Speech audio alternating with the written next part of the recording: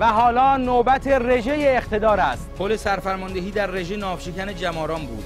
جماران ایرانی، جایگاه‌ها مشخص، میهمان‌ها مشخص، هر یگانی که از مقابل فرماندهان می‌گذشت احترامش واجب بود. دلیل اینکه از حیث رزمی و نظامی به سمت جمهوری اسلامی حرکت نمی‌کنند و همواره فاصله ای رو حفظ می‌کنند همین توانایی است که دشمن هم اطلاع دارد، چرا که اینها جانشان را برای امنیت این مرز و بوم گذاشتند. اقتدار ما به صحبت رئیس کار ما بود که انجام شد. زیردریایی‌های کاملا ایرانی قدیر را دیدیم. الان شاهد ناوهای موشک‌اندازی هستید که اقتدار جمهوری اسلامی ایران را در 7 آذر 59 به نمایش گذاشتن و نیروی دریایی دشمن را نابود کردن. ملاحظه می‌فرمایید با عظمت خودشون رژه میرن. ناوشکن‌ها از مقابل ما گذشتند. ناوشکن‌های جمهوری اسلامی ایران یگانه‌های چند منظوره هستند، یعنی توانمندی مقابله با تهدیدات هوایی، تهدیدات سطحی و تهدیدات زیرسطحی را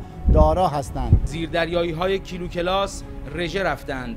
تجهیزات منسوب روی شناورهاست که سرنوشت رو مشخص می‌کنه. نوبت به ناوهای لوجستیک رسید. به خوبی از منافع جمهوری اسلامی ایران در امنیت خطوط کشتیرانی، در منابع نفتی و گازی ما و در سایر منافع ما حمایت و پشتیبانی مناسبی رو به عمل آوردن. قدم‌های خارک در آبی آب چه قدرتمندانه بود. خارک تمام ایرانی گوشه‌ای از اقتدار و سیادت نیروی دریایی راهبردی ارتش جمهوری اسلامی ایران است. هواناوها آمدند.